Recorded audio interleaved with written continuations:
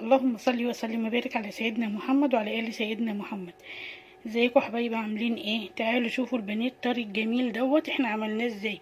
طري جدا من جوه، اللهم صل على النبي، و... ومقرمش من بره. تعالوا نخش ونشوف الطريقه والتتبيله اتعملت ازاي. اللهم صل وسلم وبارك على سيدنا محمد وعلى ال سيدنا محمد. ازيكم حبايبي، عاملين ايه؟ صباحكم كله هنا وامل وسعاده وتفاؤل، ويا رب كل اللي في نفسه حاجه يحققها يا رب. احنا النهارده ان شاء الله باذن الله هنعمل ايه؟ هنعمل بانيه. هنتبله بطريقه سهله جدا، ولما تقليه هيبقى طري معاكي وحلو جدا. يبقى هنعمل ايه؟ بانيه طري مقلي حلو قوي. كده احنا معانا اهو البانيه. اللهم صل على النبي. غسلينه حلو جدا، وبعد كده حاطينه مصفينه زي ما انتوا شايفين. تعالوا بقى نعمل التتبيله بتاعته، نشوف هنعمل التتبيله بتاعته ازاي. الرحمن الرحيم. انا معايا هنا ورقه مرق الدجاج، تبقى حلوه جدا في التتبيله. ومعايا قيمه نص كوبايه لبن بس كده. بسم الله الرحمن الرحيم. ومعايا بيضه كمان هنكسرها، نسمي الله كده، بسم الله الرحمن الرحيم. ومعايا نص ليمونه،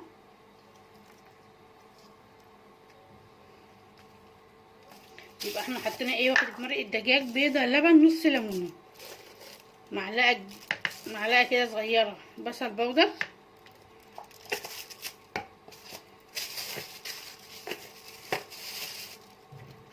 بسم الله الرحمن الرحيم. ومعلقه كمان صغيره توم باودر. انا بحط كل حاجه قدامكم. ومعلقه بهارات فراخ. هو كل ده من كل حاجه معلقه صغيره، بس معلقه صغيره مليانه. يبقى اللهم صل على النبي. واحد مرق الدجاج، نص كوبايه لبن، بضايه، بصل باودر، توم باودر، مرق اللهم صل على النبي، بهارات فراخ، فلفل اسمر،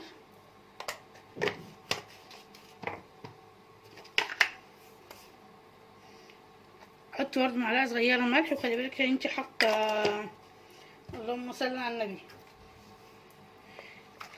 مرق الدجاج. نقلب بقى كل الكلام ده كده ببعضه حلو.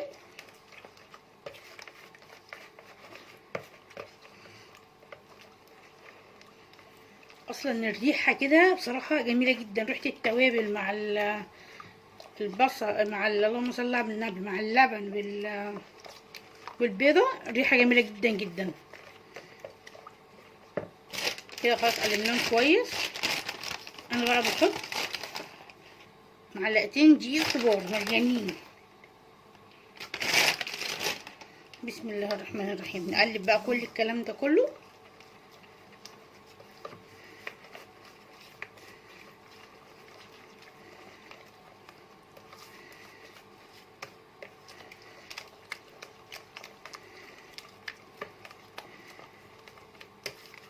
وهحط كمان معلقه كبيره نشا. ليه بقى هحط نشا؟ انا ما كنتش هحط بصراحه، بس افتكرت دلوقتي هحط. النشا هيخليه مقرمش من بره وطري جدا من جوه. استنى اجيب النشا.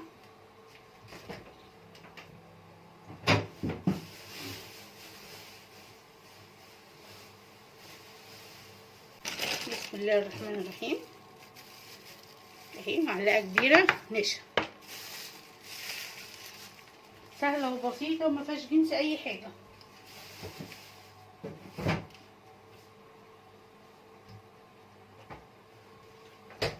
لو انت بقى بتحبي الحاجه سبايسي كده زينا، حطي معلقه هريسه فلفل،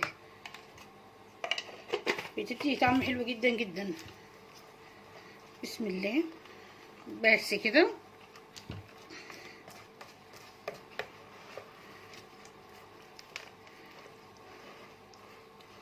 شايفه الخليط عامل ازاي؟ حلو جدا. تقلبيه برضه عشان ميبقاش فيه تكتلات.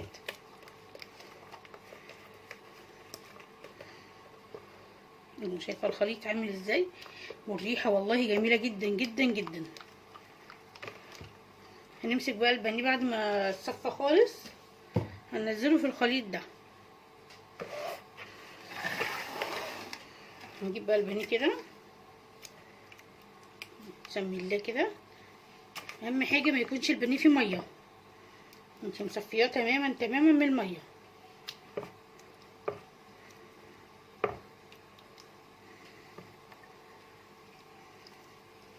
واحده واحده كده.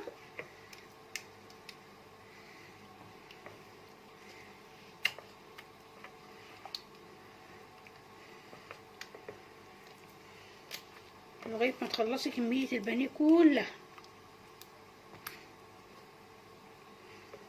طبعا واحنا واقفين كده ما ننساش نصلي على الحبيب صلى الله عليه وسلم. اللهم صل وسلم وبارك على سيدنا محمد وعلى آل سيدنا محمد.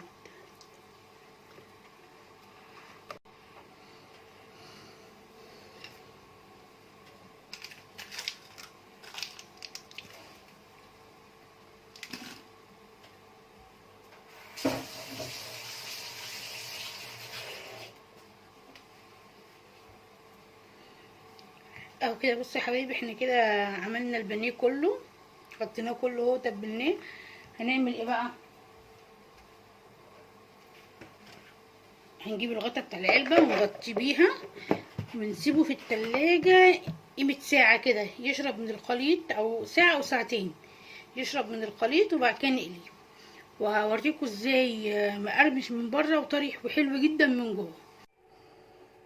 اهو بصوا، بعد ما سيبنا كده البانيه في التتبيله بتاعته ساعه، طلعته بقى، حطيته في فيجيتار وبقسماط الاتنين على بعض، وتبلت كلها حته البانيه كده، غلفتها كلها بالفيجيتار والبقسماط.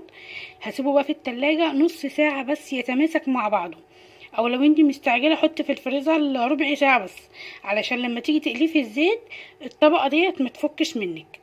كده احنا هنروح نشيله بقى اللهم صل على النبي في التلاجة. انا هشيله في التلاجة، انا مش مستعجله قوي يعني. نص ساعه بالظبط وبعد كده نقليه.